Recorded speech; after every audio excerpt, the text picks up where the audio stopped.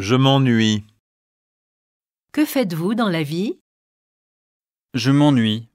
Tous les jours sans exception, je fais exactement la même chose. Je me réveille à la même heure et je me connecte à Internet pour lire les messages dans ma boîte de réception. Si j'ai vraiment envie, j'écoute les informations à la radio.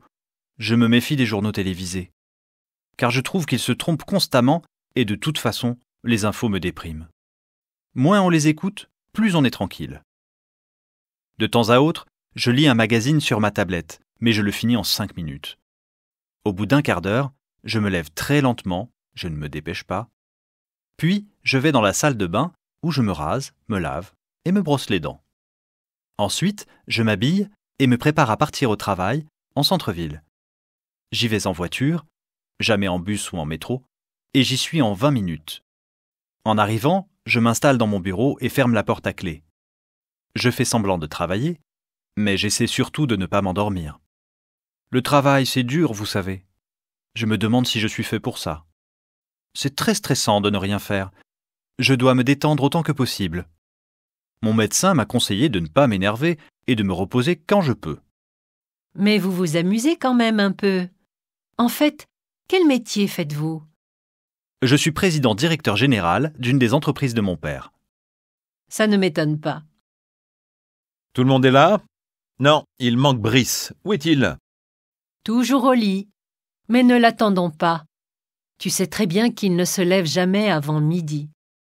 Dépêchons-nous, nous perdons du temps. La pièce commence dans 20 minutes et nous allons manquer le début. On n'est pas encore prêt et le théâtre n'est pas tout prêt. Comment faire? Il est trop tard pour y aller en transport en commun. Donc, on va prendre la voiture. Nous y serons en 10 minutes si nous partons dans 2 minutes.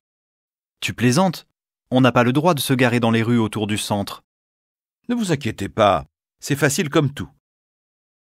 Je m'arrête 10 secondes dans une place de livraison, mais je n'arrête pas le moteur. Vous descendez vite et je vais garer la voiture dans le parking public qui se trouve du côté droit du tribunal. Pendant ce temps, vous achetez les billets et on se retrouve dans le foyer. Bon, on y va. Bougez-vous. Attendez un instant, il y a un petit problème. Qu'est-ce qui se passe? Nous allons être en retard. Je ne trouve pas mes clés de voiture. Je ne me souviens pas où je les ai mises, elles ne sont pas dans ma poche. Ni dans le tiroir du meuble en bas de l'escalier où je les mets d'habitude. Pourquoi souris-tu? Parce qu'elles sont dans ta main, idiot. Vite, dépêche-toi, en route. Nous nous sommes bien amusés. J'ai accepté de répondre à un sondage sur les attentes des Français dans le domaine de l'audiovisuel. Voulez-vous participer ou, au moins, donner votre point de vue sur cette première question? Quelle est votre série préférée, celle qui vous a fait rire ou pleurer le plus? La mienne est l'émission d'humour Puissance faible. Et la tienne, Mathilde? La vôtre, Léon et Adèle? Moi, je ne suis pas fan de séries. Je préfère les magazines et les documentaires. Et vous deux? Vous préférez les divertissements ou les débats politiques? Ni l'un ni l'autre. Nous regardons la télévision pour nous distraire, pas pour nous instruire. C'est vrai, mais j'ai quand même un faible pour les concours de cuisine. Pour moi, la meilleure émission de tous les temps est Bon appétit. Vous vous en souvenez? Avec Maïka, la présentatrice célèbre, celle avec l'accent basque. La femme maladroite qui s'est coupé la main plusieurs fois en faisant la cuisine? C'est bien elle. En fait, elle s'est coupée une fois seulement, mais tout le monde s'en souvient. L'émission s'est arrêtée il y a 10 ans après 8 saisons. Je l'ai regardée du début à la fin et je ne me suis jamais ennuyée un seul instant. Chère Maïka, vous me manquez. Oui, nous nous sommes bien amusés à l'époque. Maintenant, tout est en ligne. Je vais écrire ça sur la feuille de réponse. Zut! Mon stylo ne marche plus. Prête-moi le tien, s'il te plaît, Mathilde. Tu peux prendre le nôtre si tu veux. C'est amusant, ce petit jeu. Continuons. Je ne ferai plus jamais ça. Je ferai mes courses comme d'habitude au marché ce vendredi. J'achèterai des produits frais, du poisson et de la charcuterie, du pâté et du saucisson. Je prendrai aussi des fruits, des pêches, des abricots et des raisins s'il y en a. Mais pour les produits du quotidien, j'essaierai de passer une commande en ligne.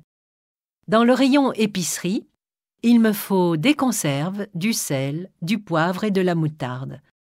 J'ai besoin de jus de fruits, de farine, de pâtes, mais aussi de papier toilette et de dentifrice. Et aussi l'huile d'olive. J'en ajouterai à mon panier si elle est en promotion cette semaine. Voilà, je valide la commande et je règle mes achats. Finalement, c'est simple comme bonjour. Bonjour madame, on vient vous livrer les courses que vous avez commandées ce matin. Où est-ce qu'on les met? Il y a 4 cartons en tout. Posez-les sur la table contre le frigo, dans la cuisine, si vous voulez bien. C'est à gauche, tout au fond du couloir. Voulez-vous de l'aide pour vider les cartons? D'abord, je vais vérifier que tout est là. Mais ce ne sont pas les articles que j'ai sélectionnés sur le site. En plus, vous m'avez livré un paquet de lessive et un bocal de cornichons. Je n'ai commandé aucun des deux. Vous allez tout rapporter. Je ne ferai plus jamais mes courses à distance. J'irai au magasin et je parlerai avec un être humain. Ce ne sera pas évident, car il y aura beaucoup de monde aujourd'hui. Votez pour moi, vous ne le regretterez pas. Les élections législatives auront lieu dans quelques mois et nous aurons sans doute un nouveau gouvernement. Les deux partis de centre-gauche feront cause commune contre la droite et présenteront un seul candidat qui ne sera pas un politique professionnel. Ils tiendront un grand meeting à Grenoble ce week-end-ci. Est-ce que vous viendrez? Non, nous ne viendrons pas. Je ne serai pas en France et Romain ne pourra pas se libérer. En tout cas, le fameux candidat ne dira rien d'original. C'est toujours la même chanson. En es-tu sûr? Qui sait? Il nous surprendra peut-être quand il parlera ce soir. J'en suis sûre et certaine. Et c'est ça qui me rend triste. Alors, contre qui vas-tu t'abstenir cette fois-ci? Français, Françaises, mes chers compatriotes, rassurez-vous, je ne serai pas long. Je ne parlerai pas pendant des heures pour ne rien dire. Je ne promettrai pas une solution miracle pour résoudre les problèmes du pays. Mais c'est mon devoir de dire la vérité. Mon adversaire ne sera ni de droite ni de gauche. Mon adversaire sera l'argent et la corruption qui l'accompagne. Vous n'aurez jamais à douter de mon intégrité, je vous le jure. Maintenant, vous savez que vous devrez faire le bon choix, pour vous et votre portefeuille, votre pays. La situation est urgente, et vous ne pourrez plus dire « ça ne me concerne pas ». Vous n'aurez qu'un choix à faire.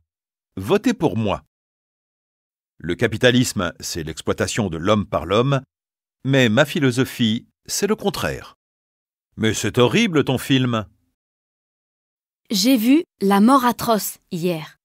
Je te le conseille vraiment. Il a battu les records d'audience pour un film d'épouvante. Où l'as-tu vu? En vidéo? Non. À côté de chez moi, il y a un complexe multisalle qui vient d'ouvrir. La programmation est variée, les salles sont spacieuses et on y vend de très bonnes glaces. De quoi parle le film? L'action se passe à Annecy, où j'ai passé toutes mes vacances quand j'étais petite. L'une des vedettes est Jeanne Morteau, un monstre sacré du cinéma. Elle m'amuse bien avec ses airs de grande dame. Mais quelle actrice! C'est l'histoire d'un vieux couple qui, en apparence, s'entend à merveille. Ils habitent dans un hameau qui se trouve tout près d'un vieil immeuble. Ils pensent que ce bâtiment est abandonné, mais les apparences peuvent tromper. Un jour, la femme est seule à la maison lorsqu'elle entend des bruits étranges dehors. Elle sort dans la cour, où elle trouve des dizaines d'oiseaux morts par terre. Elle croit d'abord que c'est son chat qui les a tués. Mais elle se trompe. Soudain, elle voit son mari avec une énorme hache à la main. Elle se bat avec lui, mais il est beaucoup plus fort et il la bat à coups de bâton. Mais c'est horrible! Qu'est-ce qui se passe ensuite? Je ne sais pas, parce que je me suis cachée sous la table jusqu'à la fin. Néanmoins, je me suis amusée comme une gosse et j'ai adoré le film. Du moins, la première moitié. Nous nous sommes bien amusés. J'ai accepté de répondre à un sondage sur les attentes des Français dans le domaine de l'audiovisuel. Voulez-vous participer ou, au moins, donner votre point de vue sur cette première question? Quelle est votre série préférée, celle qui vous a fait rire ou pleurer le plus? La mienne est l'émission d'humour Puissance faible. Et la tienne, Mathilde? La vôtre, Léon et Adèle? Moi, je ne suis pas fan de séries. Je préfère les magazines et les documentaires. Et vous deux? Vous préférez les divertissements ou les débats politiques? Ni l'un ni l'autre. Nous regardons la télévision pour nous distraire, pas pour nous instruire. C'est vrai, mais j'ai quand même un faible pour les concours de cuisine. Pour moi, la meilleure émission de tous les temps est Bon appétit. Vous vous en souvenez? Avec Maïka, la présentatrice célèbre, celle avec l'accent basque. La femme maladroite qui s'est coupé la main plusieurs fois en faisant la cuisine? C'est bien elle.